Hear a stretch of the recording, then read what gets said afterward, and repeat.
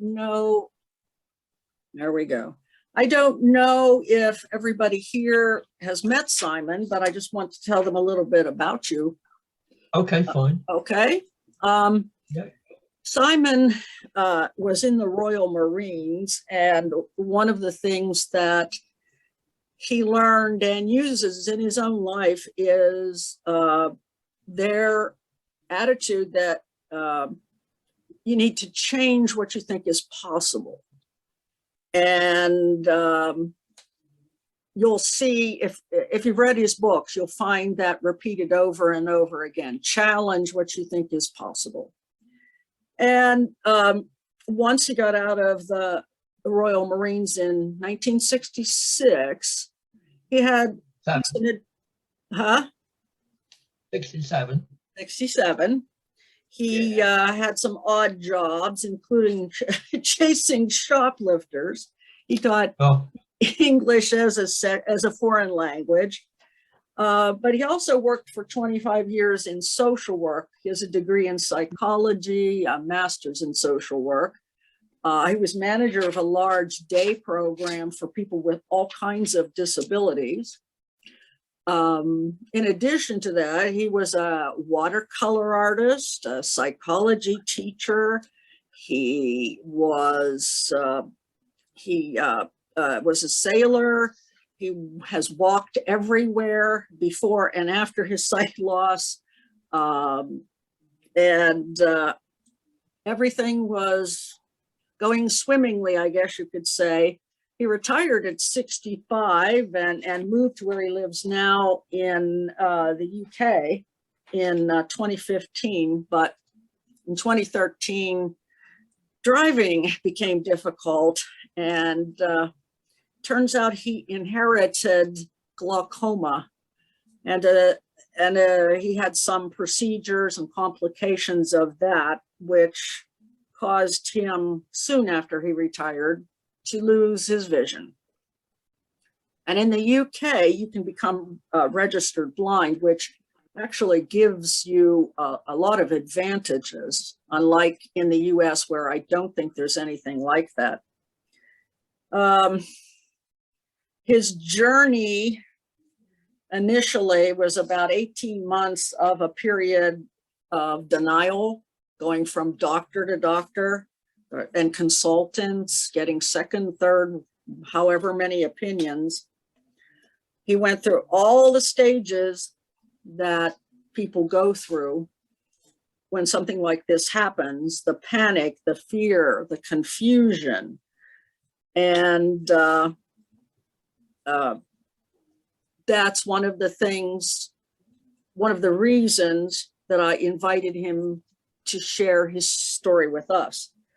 One of the things that you need to know is that he is stone blind. Now, those are his words, stone blind. He can't see anything. As a matter of fact, the last time we mentioned stone blind, he said, I've never seen a stone pass a vision test. So you'll find that Simon uses his sense of humor. It serves him well. Now,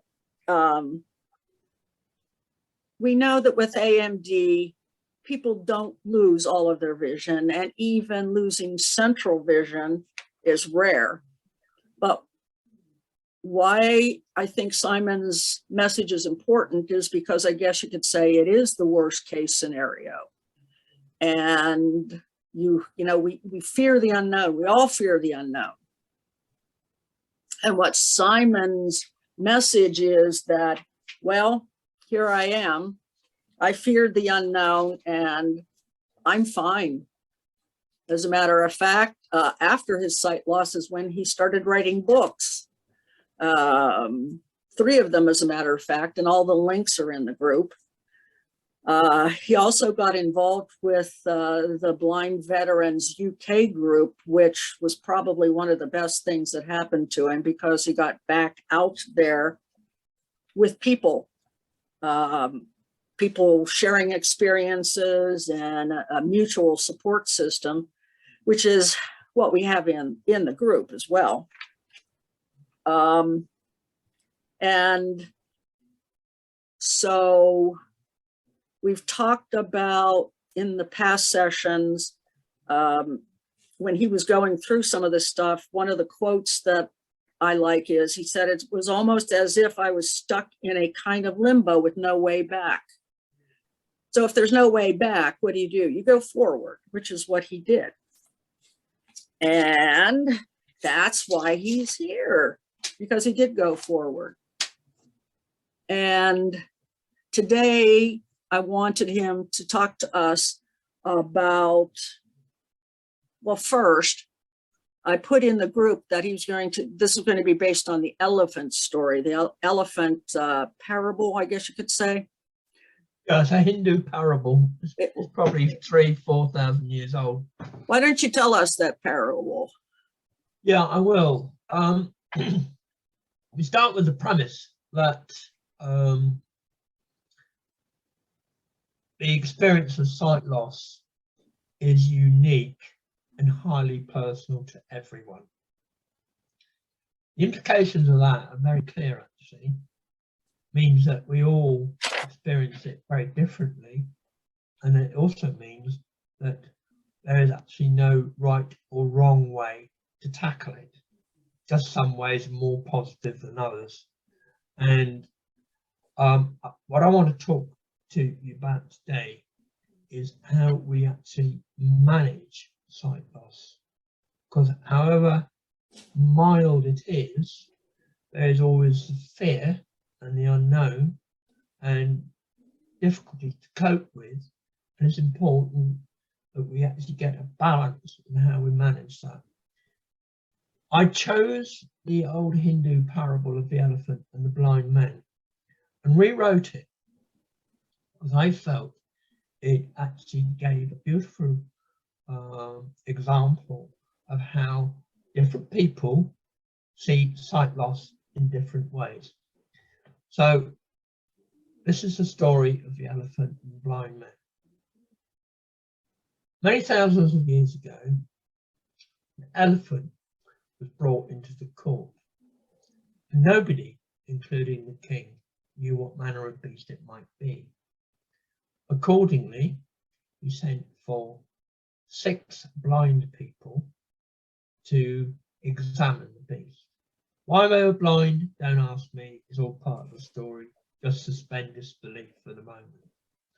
Anyway, eventually 6 turned up, 5 of whom were beggars, and a right motley bunch of sluggers they were too. And the king told them what he required. The first beggar approached, or rather shuffled around, and eventually found the tail. Grabbing hold of the tail, he whimpered that it was a whip, and it would whip him or scourge him out of court in his helplessness. The second beggar shuffled around and he found the legs, and he cried, but it was impenetrable, just like his inability to relate to the world because of his sight loss. The third person fumbled around and found the side of the elephant, and he wailed that it was huge, it was featureless, and it was just like his relationship with the world because he could not see. And the fourth person found the trunk, and he whispered that this was like as to a snake, and as the same way that his infirmity would either destroy or consume him, the snake would do the same. The fifth person fumbled around and stumbled over the tusks, and he felt them and he worked out what they were, and he whispered to the king. He said, "O mighty king," he said. Simon, Yep. can you speak up? Sorry, You're missing Almighty some of King. your. Sorry, Go ahead. O mighty king, he said. These are mighty weapons of war. and begged not to be impaled upon them for his helplessness. The king by this time was pretty depressed by this catalogue of woes and circus of ineptitude. And he turned to the sixth person and said to them, "Are you not going to examine the beast?" And they replied, "I have. I've examined its dung and I've examined its tracks." To his amazement, the king realized that the sixth person was a young woman in prime of health, proud of bearing, and neatly dressed. And she looked directly at the king and said, "In spite of my blindness, I am a tracker, Your Majesty. And when I examined the dung and the tracks, I determined that the beast was female, that it was ate only vegetables, that it was reasonably young, and that it was fit and healthy, and by the size of its feet, it would be able to go anywhere. Because of the size of them, it wouldn't sink into the mud, and it would happily go over rock as well. And all in all, it would make a wonderful beast of burden." The king, of course, was delighted with this analysis and rewarded her accordingly. But he was a curious man in spite of being the king, and he said to her, "How is it that you, who are blind, are a tracker?" And she replied, "It's very simple, Your Majesty. I can smell, I can hear, I can touch, and these three, with aptitude and hard work and patience, are quite sufficient for my needs." Now, the question for all of us when we begin the journey into sight loss is very simple. Are we going to be a beggar, or are we going to be a tracker? All of us have the capacity to be either. Now, I actually use that story, which I rewrote from the original, because the thrust of the story was actually quite different. The original story was quite different, because I felt it actually showed how different people see their sight loss and how different people respond to it. Personally, I've chosen to be a tracker, but I realise that beginning sight loss is absolutely terrifying. There are a number of reasons for this. Those of us who know our Bible realise that in Genesis 3, it begins with something on the lines of, he said, "Let there be light," and there was light. Light is one of the universal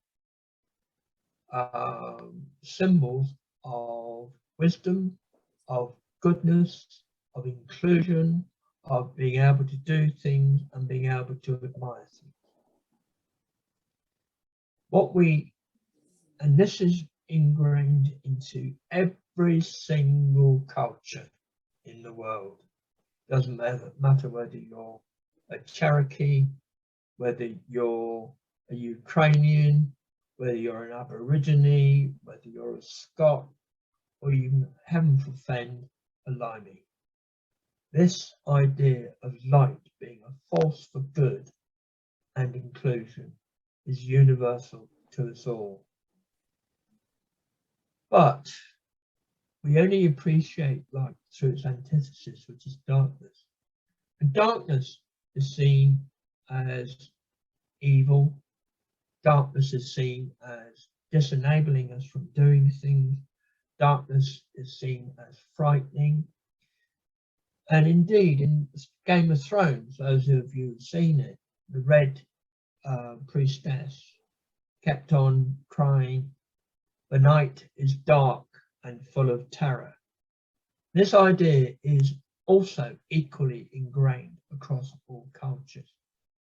So when we begin to lose our sight, we actually have a basic terror of the approaching darkness.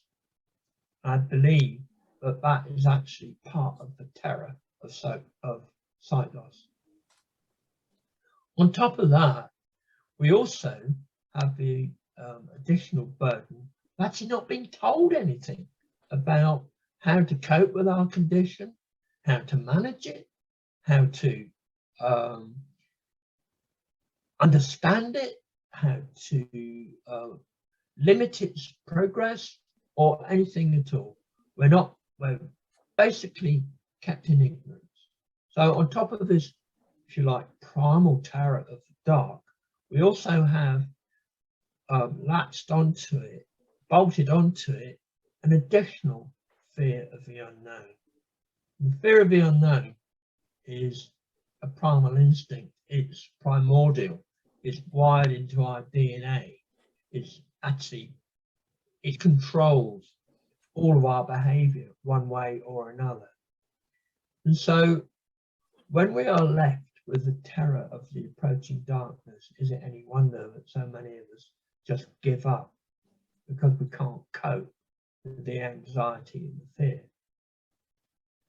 But somehow, if we are going to remain fulfilled and fulfilling individuals, we have to overcome this fear, and we have to begin to actually manage our sight loss.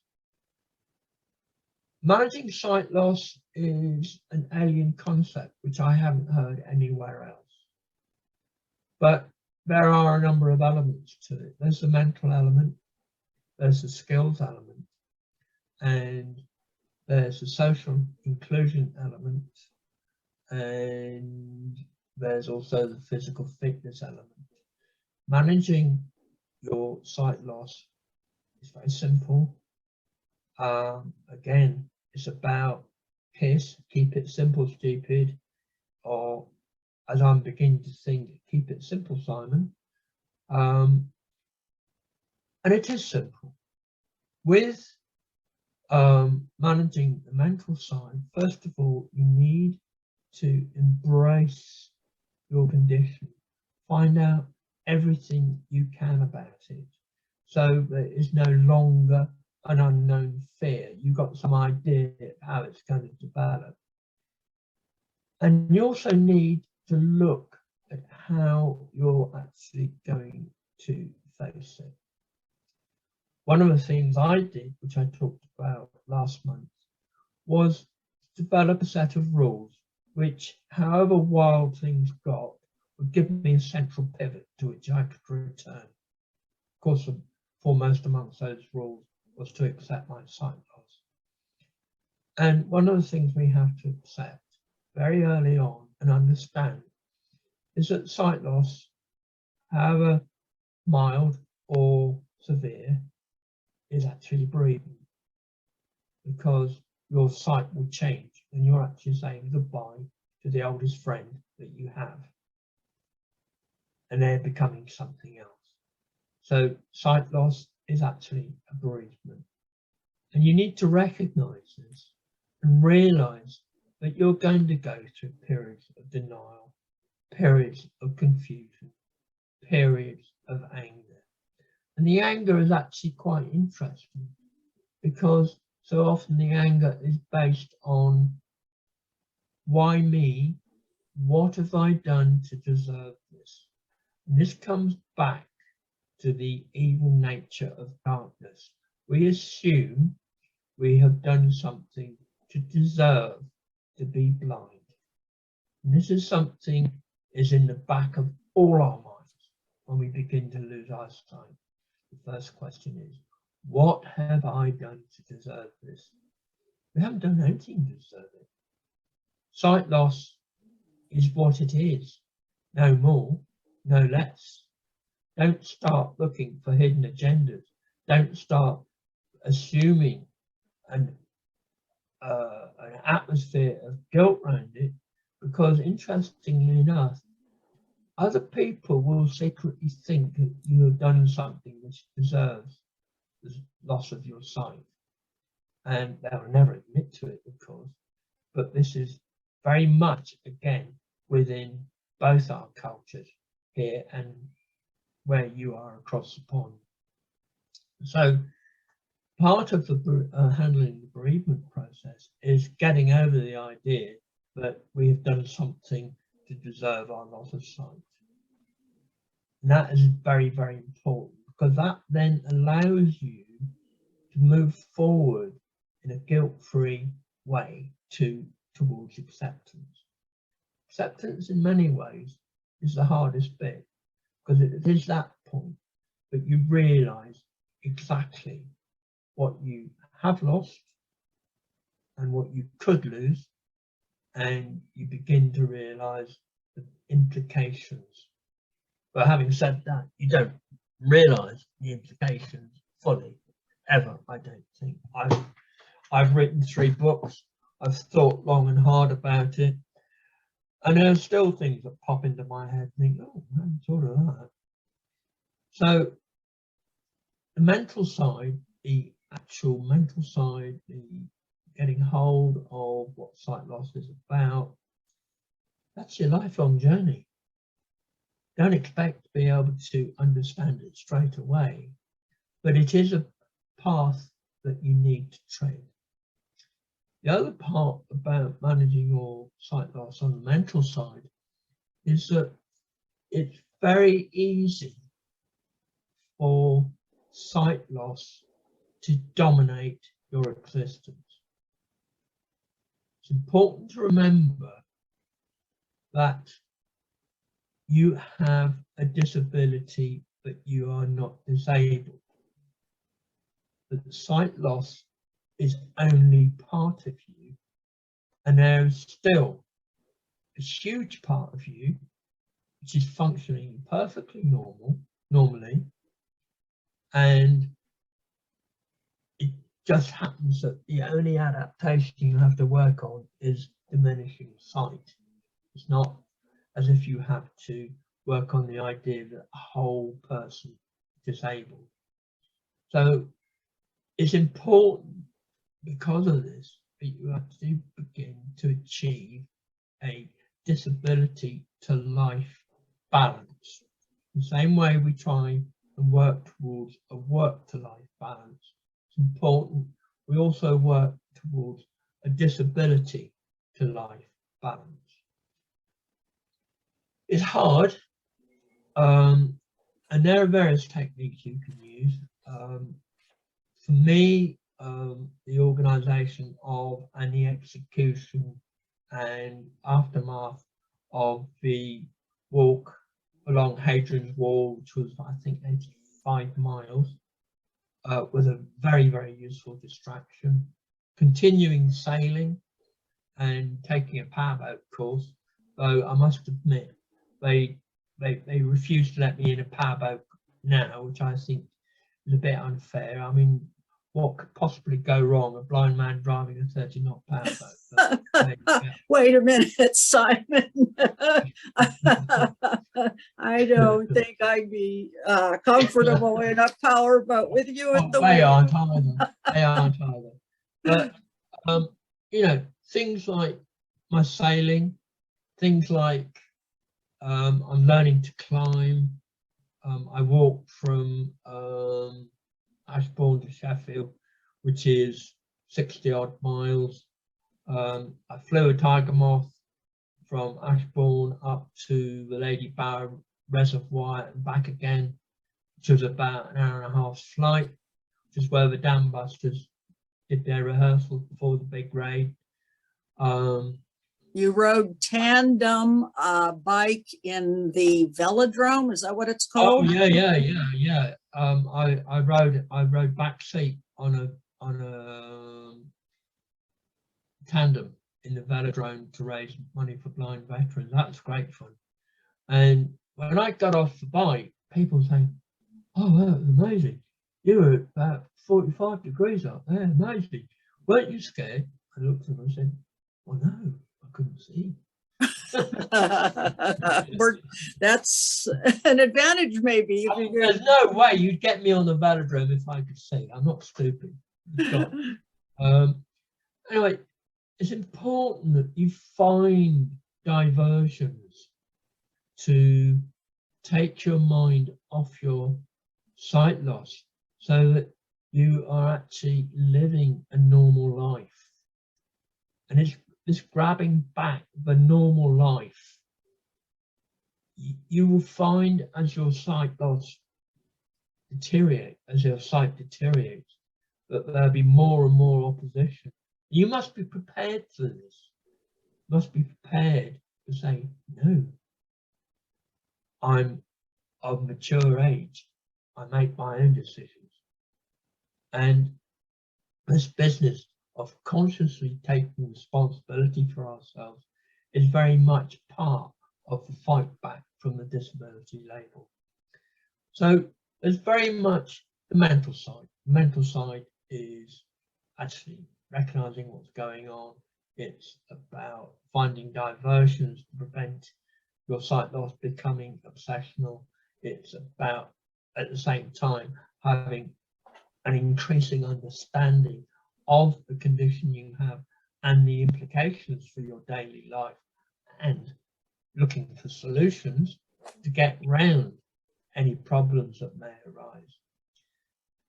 And then we come on to the relearning of old and the acquisition of new skills.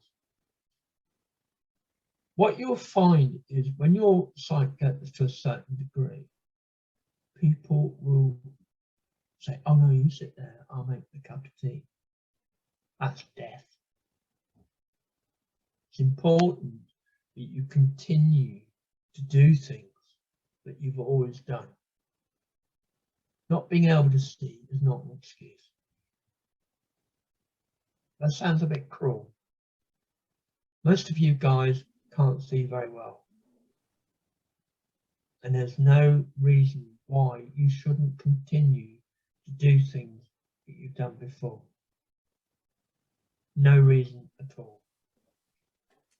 If you find that you're having a problem with your hands, that you're not quite sure what they're doing because your eyesight is letting you down, okay, there's exercises you can do. They're in all three of my books, which will give you the use of your hands back. For example, transferring objects from one bowl to another will give you a very good feel of what your hands are doing. Placing objects on specific points in front of you, again, will train you in using your hands in a mindful way. And with relearning any skill, relearning and indeed doing any task at all, there is a method which you can use. And it's basically, you keep it as simple as possible. You're very aware of your safety. You limit your movements to as little as possible, because every time we move, there's a possibility of a foul up, and a foul up, although it might delay the operation temporarily, what the major effect of a foul up is that you'll lose your credibility and people won't let you do things in the future, and you will then have awful fight to get your independence back, to do things again. This is a problem. Every time we do foul up, it is out of all proportion to the result, because people then say, oh, they're incompetent, we can't let them do things because they'll smash the place up. So Simon, yep. Is this, what you're talking about, I think, a good example of relearning, to continue to do what you want to do and need to do and relearning new things? Can you talk a little about your redoing the kitchen and your system? Yeah, well, my slope is keep it simple, stupid, which, because with sight loss, you've got to keep things as simple as possible, because you've got to keep a lot in your mind. Even if your sight is reasonable, I remember it was still very difficult for me. I mean, it's a lot easier now. I can't see at all, to be quite honest with you. But this is basically what I'm talking about. you have to be aware of your safety. Sergeant French used to say to me, "Get up, sir, it's only pain." Yeah, it was only pain. But the thing about, if you injure yourself in the kitchen, the effects last far longer than the injury, because people will then use that as an excuse from stopping you doing things. Did that happen with you? And as you were learning to cook for yourself, did your family and friends say, "Simon, you can't do that"? Yeah. It wasn't until my wife died that I hate to say this, it wasn't until my wife died that I actually truly started to develop. Yeah, I know. I'm not blaming her. I'm not blaming her. It's a natural reaction, but it is true. It's only since I've been in a position to have to worry only about myself, Right. I've truly begun to develop full independence. And I live on my own. Yeah, that's the I live point. on my own. I feed myself. I do my laundry. I do my cleaning. You take care of those 3 dogs. We can see some of us. Don't forget the cat. The cat. Yes, the cat. Spitfire. I like that. So basically, with any operation, and let's face it, learning a skill is an operation. With any operation, it's about keeping it simple. It's about making sure that your safety is paramount, not because of the injury aspect, but because of the credibility aspect, which is, in my mind, far more important. But you limit your movement to as little as possible, because every time you move, there's a possibility of an accident. But you organize, you actually check you've got everything you need to do for the operation you're contemplating, and that everything you've got is actually fit for purpose. And then you prepare an area so that you remove, wherever you're going to do the operation, you remove everything else, so that what is on that area is what you're going to use and nothing else. Now, when I'm cooking, I use a tray, and I put my chopping board in the tray, and I have my ingredients on one side and my tools and implements on the other. And in that way, I can stand there and do a meal, and I'm confining the mess. I don't have to move anywhere. Everything I need is to hand. And again, movement is restricted to the bare minimum. Now, this is an approach which you can use for every single operation you can think about. Doesn't matter what it is, whether it's hoovering the floor, whether it's making the beds, or what. Just make sure that you made it as simple as possible. You've got everything you need. You've attended to safety, and you limit your movements as much as you can. And of course, once you've prepared the area and you've got everything else, then the last bit is execution, where you actually carry out the operation. And it's this kind of very simplistic, methodical approach is very important, because when we can see, and we can see this clearly, we do things blindly. When we lose our sight, we have to do things mindfully. And mindfulness is really the key to the whole thing. We have to focus on what we're doing. I know that's a ghastly pun, but we have to focus very carefully on what we're doing all the time. And that mindfulness is the key to everything, because as I say, the minute you foul up, that is the minute you start to lose credibility, and people will try and restrict you to a chair, quietly rock away your existence in a corner.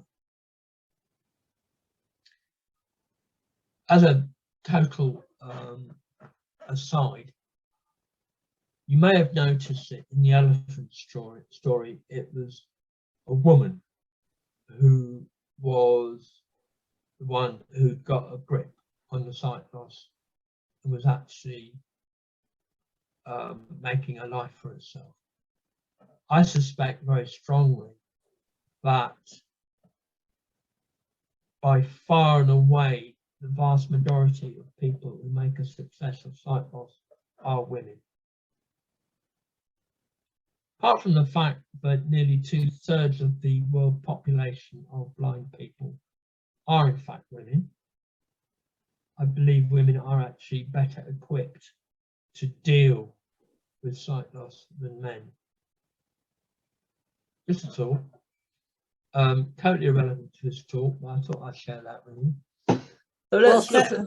Thank you for recognizing that. You know, we are the stronger sex after all. I think so. Well, Yeah, I do. okay. Definitely. Yeah. You know, when we were charging around with our, you know, in our fighting order with our rifles, the sergeants would say to us, "Stop complaining, young gentlemen. Your mothers had to put up with this for 9 months, and they didn't have a rest." Yeah. Which was fair enough, you know.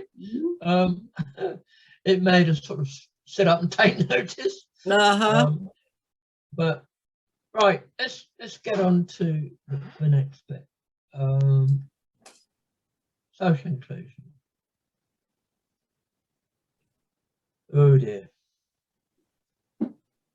People are made uncomfortable by disability. They don't quite know how to behave. You tell someone, well, treat them normally. Well, nobody knows quite what normal is because normal varies for everybody.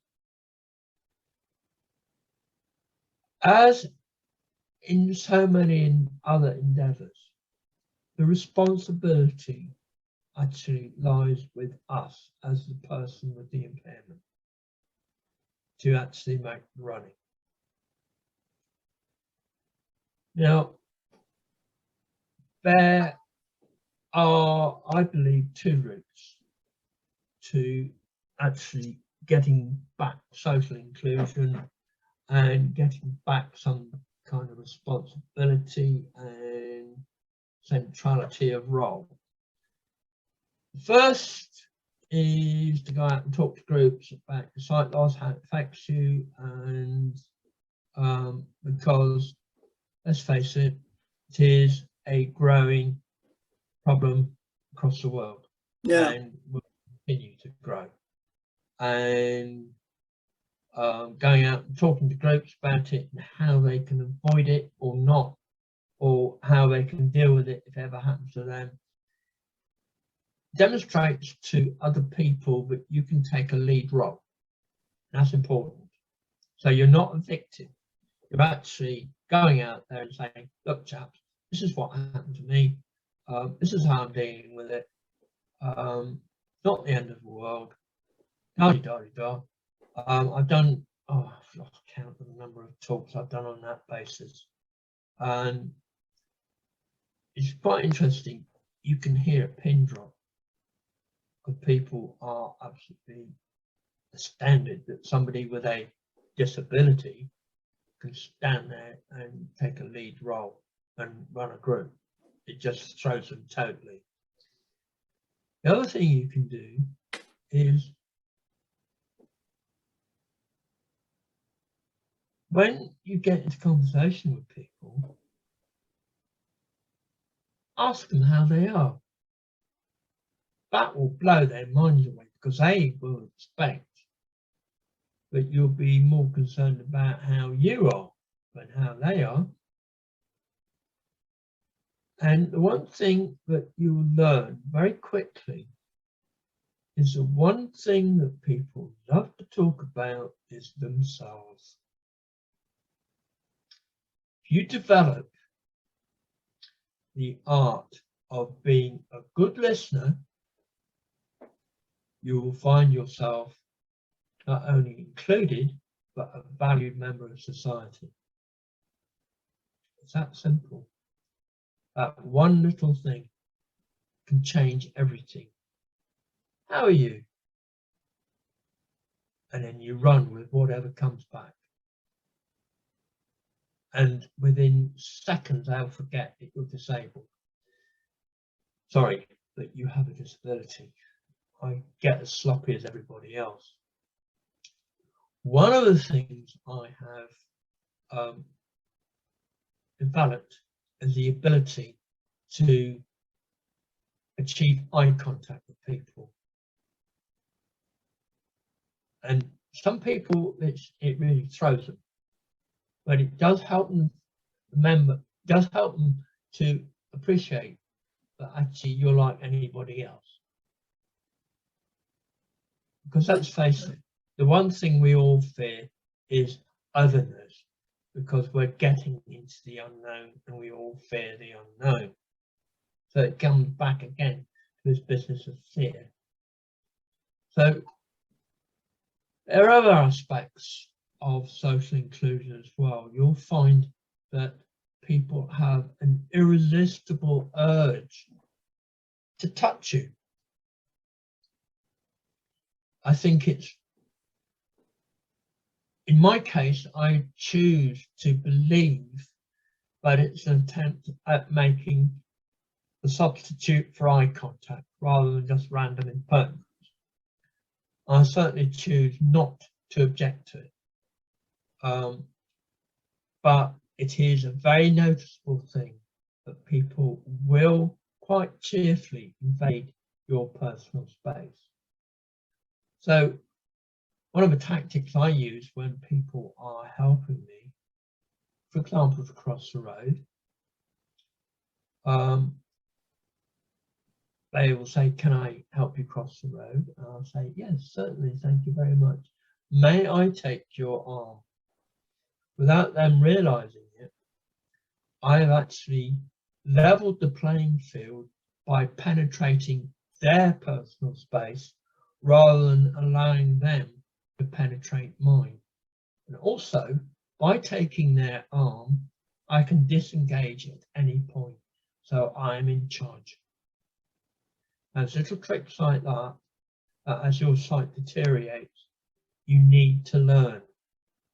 It's about creating a level playing field, not allowing people to patronize or condescend to you, to accept help with good grace, but making sure that it's on your terms. So there's a number of elements about social inclusion. One, finding a role. Two, becoming a good listener. And three, controlling the help that you have so that it's on your terms and not other people's. And that all sounds very, I don't know, a bit mechanical, a bit cynical, but it's about, remember, as a person with a disability, other people will automatically assume that we have an inferior status. So the first thing we have to do is to level that playing field by penetrating their space rather than allowing them to penetrate us, and to control what is going on rather than allowing them to control us. It's very, very important. In that way, you not only level the playing field, you actually maintain your own self-esteem, sense of self. Now we come on to the last section. Simon, Yeah. we have about 10 minutes. Let's pause and see if they have any questions before we lose anybody. Right. Anybody have any questions? Feel free to unmute yourself or put yourself on video.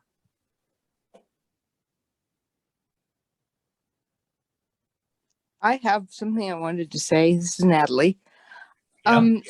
Simon, it's interesting to me that, you covered the fact that adjusting to vision loss is a process, not a done deal.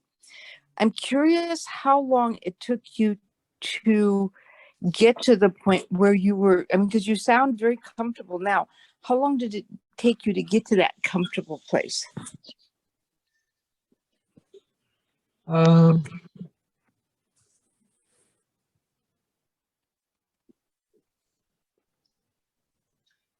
pivotal moment for me was blind veterans. Meeting that young rifleman who lost limbs, had his eyes blown out, and recovered his life. I very quickly came to the view that it was time to get a grip, because all that was wrong with me was that I couldn't see. So a sense of perspective was a very important part of that. That was followed by the flight in the Tiger Moth, which I flew for about an hour and a quarter of the hour and a half trip. And I realized after that actually eyes were wonderful bits of kit, but it wasn't the entire story. So I realized there was a way forward. And as my training progressed with blind veterans, I became a beneficiary recruitment ambassador for the charity. I was going all over the country talking to groups, and I became more and more comfortable with what I was doing and how things were. And once my sight had gone and things stabilized, it was so liberating, because I wasn't struggling with sight that was sort of halfway there, you know. But I think on the whole,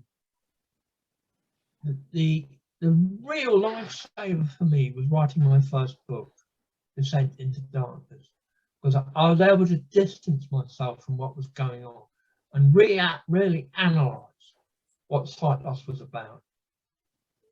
And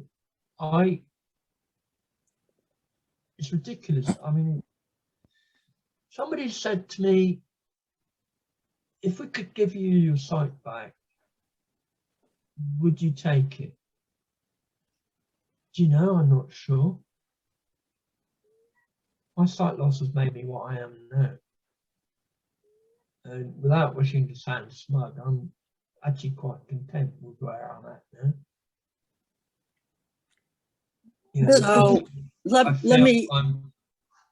let me just ask you, when okay, so in 2013, you started to have difficulties driving. From that point, how long was it till you lost all of your vision?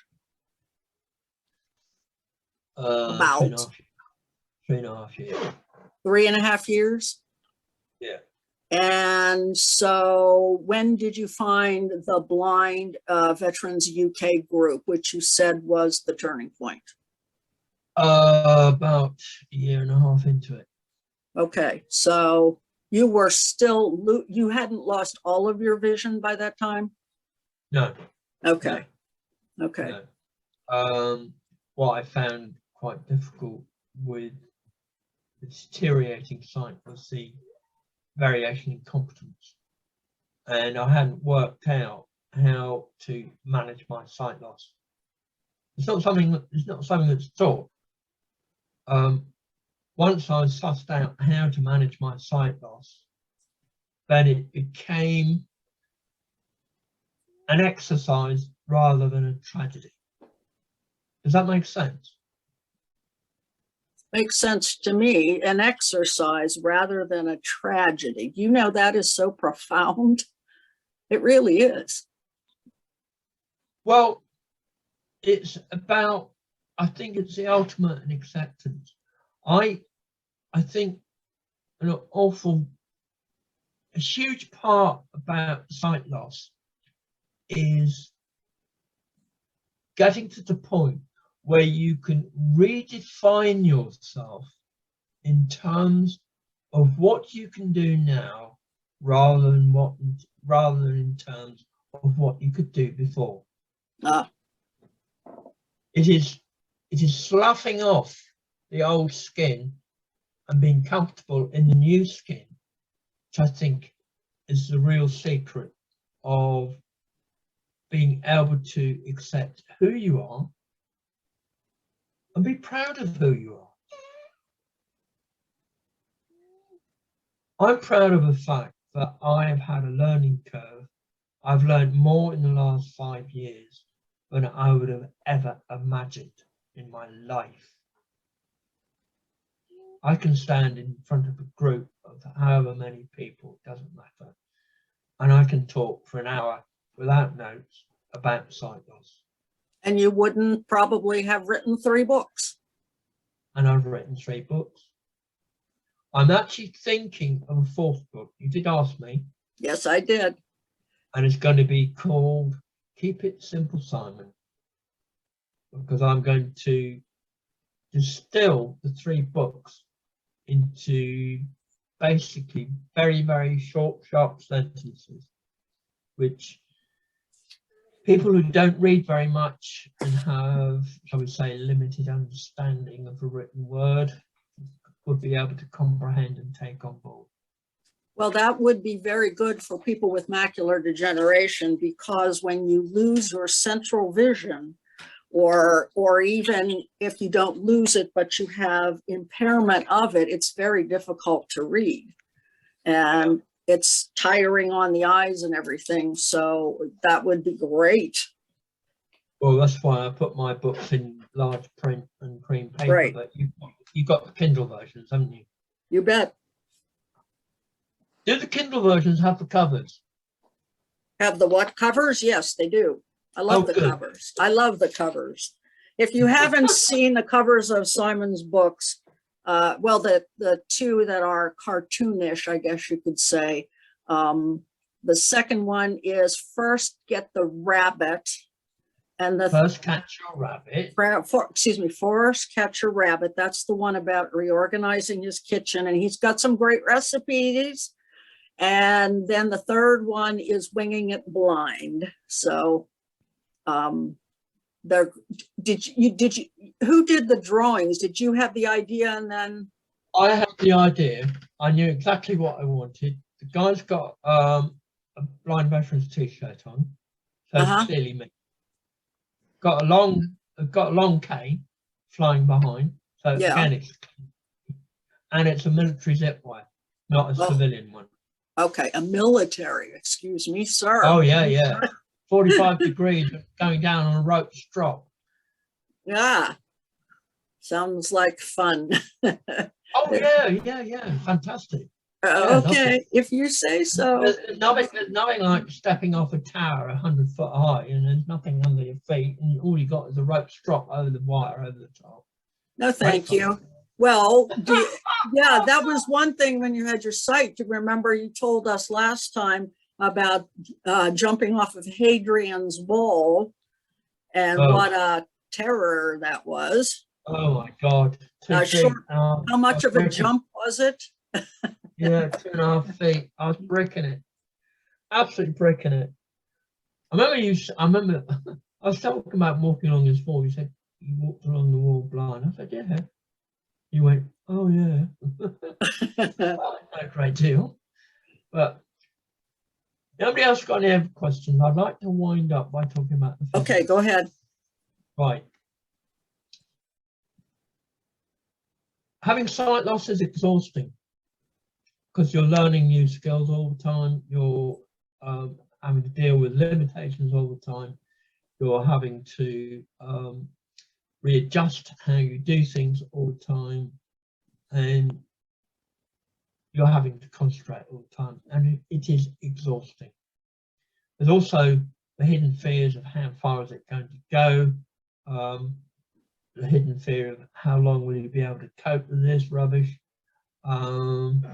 There's also fear of falling, fear of getting lost, and yeah. So sight loss is actually very, very tiring. I'm glad to say I've actually gone through that phase now. And the tiredness isn't actually necessarily permanent because, as I say, I've gone through that phase now, but I think that's because I can't see anything So everything's just sort of settled down to normalcy. So one, you need to look at the quality of the sleep you get. Sometimes it's worth investing in a really good mattress so you get a good night's sleep if you can afford it. The other is making sure that you do get the sleep. So that will take care of some of the tiredness. Also, you need to make sure, because it takes a lot of effort to deal with sight loss, that you're physically fit. So keep yourself fit, eat regularly, eat good food in reasonable proportions, have a healthy diet. But basically, I've talked about the mental side of dealing with sight loss, but the mental side and the physical side are so entwined. To imperil one is to imperil the other. If you're not fit, you can't deal with your sight loss.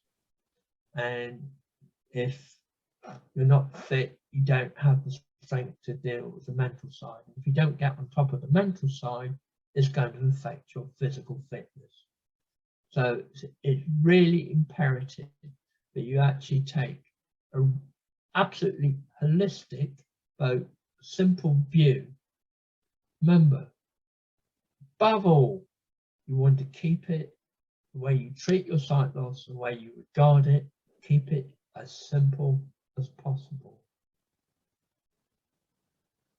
You're losing part of your sight. It's not the end of the world. And with a good heart and a sense of humour, you will prevail. That's me done, Linda. Oh, Simon, thank you. Anybody have any questions? I do recommend his books. They are awesome. And I don't get any money from it, not yet anyway.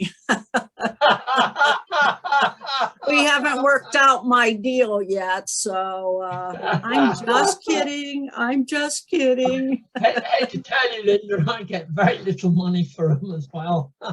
But you get a lot of satisfaction out of it, don't you? Yeah. It's about, is that somebody leaving or joining?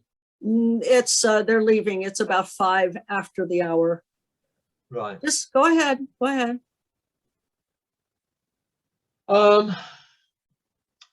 Yeah, it's just about getting the word out there that sight loss is livable with, I think. And again, you know, even though our folks don't lose all of their vision, there's the fear. There's always that fear that even losing central vision is going to be the end of their world. And as you said, it's a normal primordial fear. But to be honest, you know, you are living a much fuller life than I am, and I'm fully sighted. So what's my excuse? Oh, I'll be honest with you, Linda. I'm living a fuller life than I was 5 years ago. Well, you know, I mean, next week I'm going up to start my sailing again. Oh, you're going sailing. Oh yeah. Where are you going? Oh, there's a little reservoir up near me, about 6 miles away. So I go sailing up there, dinghy sailing. I've always dinghy sailed. Yeah. And, probably the first session with chaos, but you know, I'll get it back again quick enough. I have another question. It's Natalie. Yeah. How do you do? Yeah. How do you deal with transportation? Because some people live in big cities that have excellent public transportation, and I live in a small city where it's very poor. So how do you deal with that? Right. Well, we're lucky. We actually have regular bus service here. I live in a small market town. It might well qualify as a city in the States, I don't know. 7,000 people, Would that qualify as a city? I suppose so. understand. Yeah, Okay. that's All right. pretty small. Yeah, it's a small market town. Mhm. But there are regular bus services to the local big town, Derby, to Matlock, to Burton, to Stoke, to Uttoxeter, to Leek, Buxton. So yeah, we've got good services all around. How far do you have? I've never had any experience. I've never had any problem with transport. Every year, when I had my walking dog, I used to take my dog and a pack full of presents, and I would go from Ashbourne into Derby, Derby to Market Harbour, Market Harbour to Bedford, Bedford to Bristol, Bristol to Ludlow, Ludlow back to here, which was about 500 or 600 miles on local buses, delivering presents to my grandchildren. I honestly think you in the UK are more advanced in so many things than we are here. Seriously, the sight loss, support, your transportation system, your medical system. How far is it? How far is it for you to go to the bus stop It's about a mile. I walk it. with your white stick? Yeah, no Mhm. problem. Okay. Yesterday, it took me an hour and a half to walk that mile. For the simple reason, it was a nice day, and people were coming up to me saying, "Haven't seen you for ages. How are you?" Well, fine. You can't say fine and just move on. They said, "How are you?" in a way that made it pretty clear they wanted to know. Yeah. So I stopped and chatted with them. Then 100 yards further on, "Oh, I haven't seen you for ages. How you doing, mate?" So chat with them. It took me an hour and a half to cover a mile. It's a joke. It was that was your socialization for the day, right? Absolutely, yeah, it was lovely, lovely. Well, no, actually, I met my girlfriend in town, so that was okay. Oh, well, we'll talk about that at another time. No, we won't. Oh, okay. Okay. Well, he put me in my place there. Naturally, I've found that transportation isn't a problem. Not in this country. You just ask, and people fall over themselves to help you with it. Okay. Hello, Natalie. Yep. Natalie. Okay. My situation right now is that I am getting to the point where I'm pretty much having to consider giving up driving. And Yeah. we don't have good public transportation here. And, you know, there are services to like get to doctor's appointments, but like if I wanted to go take some stuff to the recycling shop, I can't get transportation there because I'm carrying things. And I can't, first of all, the buses would take me all day to get there and get back, but to carry stuff would be pretty close to impossible. And I think that's the biggest difficulty that I'm facing at this time. Do you have people who could help you with that? Or do you hesitate to ask for help? Little of both, I guess, because the people that I know are, you know, they're working during the day or, you know, but I also hesitate to ask for help because everybody has their life and they're busy and they're going around, and I'm just really struggling with the kinds of adaptations that I need to make. Well, let me ask you this. If somebody asked for your help, what would you do? Most of the time I drop everything and do it, but Well, sometimes see, I can't. I know. Yeah. I know. Simon, what do you think about asking for help? Oh, do it every time. Do it every time. I mean, what's the worst that can happen? They say no. They say no. Yeah. No. You know, don't be scared to ask for help. Because at the back of everybody's mind, especially with something like sight loss, there's always the thought there, but for the grace of God. Yeah. What if it were me? Yeah. I think the terror of sight loss or terror of losing your sight is universal, because it's such an important part of how we live our lives.